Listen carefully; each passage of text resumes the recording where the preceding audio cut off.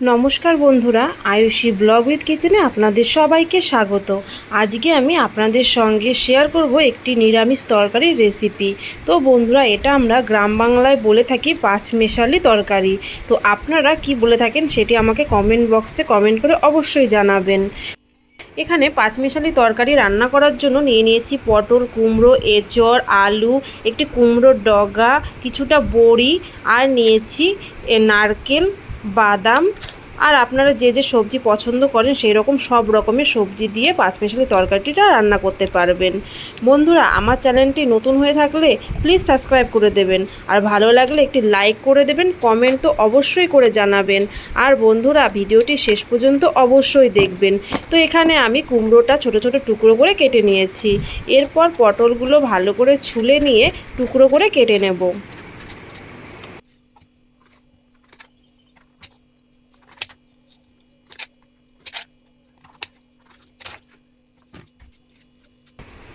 এরপর এখানে আলুটা ভালো করে খোসা ছাড়িয়ে নিয়ে ছোট ছোট টুকরো করে কেটে নেব। আপনারা চাইলে পাঁচমিশালি তরকারির মধ্যে যে মিষ্টি আলু পাওয়া যায় সেটিও দিতে পারেন। এরপর আমি যে গায়ের খোসাগুলো ছিল সব এক সাইডে করে নিচ্ছি। এরপর এখানে আমি এক টুকরো আদার গায়ের খোসাটা ছাড়িয়ে নেব।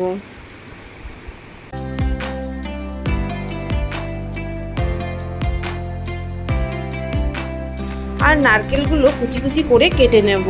তো দেখুন, এখানে আমি একটি নারকেল দিয়েছি, অল্প পরিমাণে নারকেলটা দেব। এখানে কুমড়োর ডগাটা ভালো করে গায়ের খোসাটা ছাড়িয়ে নিয়ে ডগাগুলো যে থাকবে সেই ডগাগুলোকে এভাবে কেটে ছোট ছোট টুকরো করে নেব। এখানে কুমড়োর যে পাতাগুলো আছে সেই পাতাগুলোও আমি নিরামিষ যে পাঁচমিশালি তরকারি তা এর মধ্যে দিয়ে দেব। এর মধ্যে আপনারা চাইলে পুঁইয়ের ডগা, আর এখানে আমি সজনের ডাঁটাও দিয়ে দেব। এখানে এরপর এঁচোড়টাকে ভালো করে কেটে ছোট ছোট টুকরো করে কেটে নেব।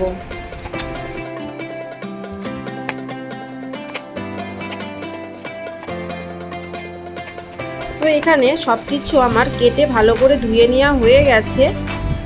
এখন আমি আপনাদেরকে দেখাচ্ছি, এখানে আমি ডালের বড়ি নিয়েছি, বাদাম নিয়েছি, আর নারকেল কুচি করে কেটে নিয়েছি। এরপর গ্যাসের ওভেনে একটা কড়াই বসিয়ে দিয়েছি। কড়াইটা গরম হয়ে এলে কিছুটা সর্ষের তেল দিয়ে দেব। তেলের মধ্যে এখানে দিয়ে দেব আলু টুকরোগুলো। তো এখানে আলু, কুমড়ো, এঁচড়, সব কিছু, পটল একসঙ্গে একের পর এক সব সবজিগুলো দিয়ে একটু নাড়াচাড়া করে ভেজে নেব। ভাজার সময় এখানে আমি অল্প পরিমাণ লবণ দিয়েছিলাম যাতে ভাজাটা খুব তাড়াতাড়ি হয়ে যায়।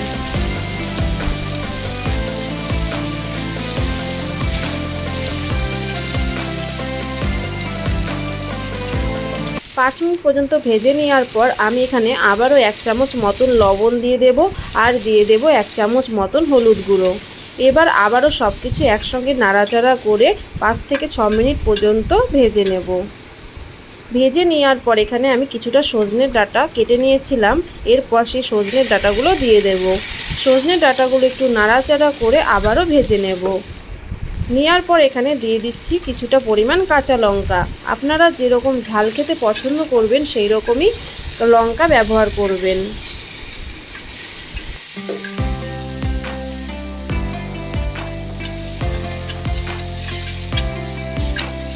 এরপর যে কুমড়োর ডগাগুলো আমি কেটে রেখেছিলাম সেই কুমড়োর ডগাগুলো দিয়ে নাড়াচাড়া করে আবারও কিছুক্ষণ পর্যন্ত ভেজে নেব। ভেজে নেওয়ার পর এখানে যে আমি এক টুকরো আদার গায়ের খোসাটা ছাড়িয়ে রেখেছিলাম সেই আদাটি এখানে কুচি করে নিচ্ছি। তো এখানে আমি 1 চামচ মতন আদা কুচি দিয়ে দেব। তো আদা কুচিটা দেওয়ার পরে একটু নাড়াচাড়া করে নিয়ে এখানে 1 চামচ মতন জিরের গুঁড়ো দিয়ে দিচ্ছি, আর দিচ্ছি 1 চামচ শুকনো লঙ্কার গুঁড়ো। সব কিছু দিয়ে একসঙ্গে ভালো করে আবারও সব কিছু কষিয়ে নিতে হবে।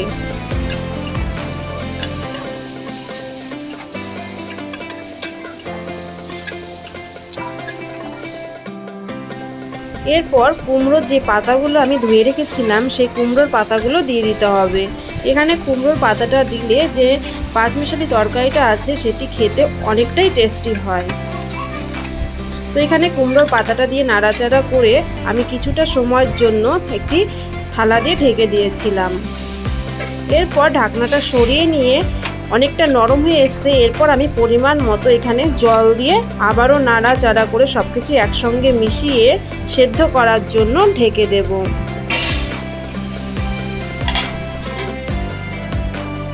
15 মিনিট ধরে সেদ্ধ করে নেওয়ার পর এখানে ঢাকনাটা আমি সরিয়ে নিচ্ছি। সরিয়ে নিয়ে নাড়াচাড়া করে দেখছি এখানে সব কিছু হালকা সেদ্ধ হয়ে এসছে। তো এরপর আমি ঢাকনাটা সরিয়ে নিয়ে একটি অন্য পাত্রের মধ্যে যে তরকারিটা আছে সেটি নামিয়ে নেব। নামিয়ে নেওয়ার পর এখানে 1 চামচ মতন দিয়ে দেব আতপ চাল বাটা।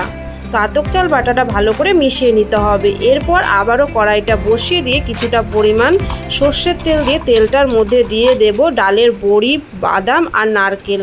এরপর নারকেল, বাদাম আর ডালের গুঁড়োগুলোকে ভালো করে ভেজে নিতে হবে। তো এখানে ভেজে নেওয়া প্রায় হয়ে এসছে। এরপর এর মধ্যে আমি তেলের মধ্যে ফোড়ন দিয়ে দেব। তো ফোড়নে এখানে দেখাচ্ছি আমি কি দিচ্ছি। তো এখানে ফোড়নের জন্য নিয়েছি কিছুটা পরিমাণ 5 ফোড়ন, আর দিয়েছি একটা শুকনো লঙ্কা, আর দিয়ে দেবো একটি তেজপাতা। এবার সব কিছু ভাজা হয়ে এসছে। এবার আমি ফোড়নের জন্য যে নামিয়ে রেখেছিলাম তরকারিটা, সেই তরকারিটা কড়ার মধ্যে দিয়ে দেব। তো এখানে ফোড়নের মধ্যে তরকারিটা দিয়ে নামিয়ে রেখেছিলাম পাঁচমিশালি, সেই তরকারিটা দিয়ে দিয়েছি। আর এখানে এবার নাড়াচাড়া করে সব কিছু আবারও মিশিয়ে নিচ্ছি। এইভাবে 5 থেকে 10 মিনিট ধরে নাড়াচাড়া করে তরকারিটাকে ফুটিয়ে নিতে হবে। তো এখানে যে তরকারিটার মধ্যে আপনারা ঝোলটা দেখতে পাচ্ছেন সেটি একদম গায়ে গায়ে মাখিয়ে নিতে হবে। তরকারি নামানোর আগে এর মধ্যে দিয়ে দিচ্ছি 1 চামচ মতন চিনি। তো আপনারা চিনিটা আপনাদের অপশনাল ব্যবহার করতেও পারেন, পছন্দ করলে আবার নাও দিতে পারেন, কিন্তু নিরামিষ তরকারির মধ্যে সামান্য পরিমাণ চিনি দিলে তরকারিটা খেতে অনেকটাই ভালো লাগে। এরপর দিয়ে দেবো এখানে কিছুটা পরিমাণ মিট মশলার গুঁড়ো।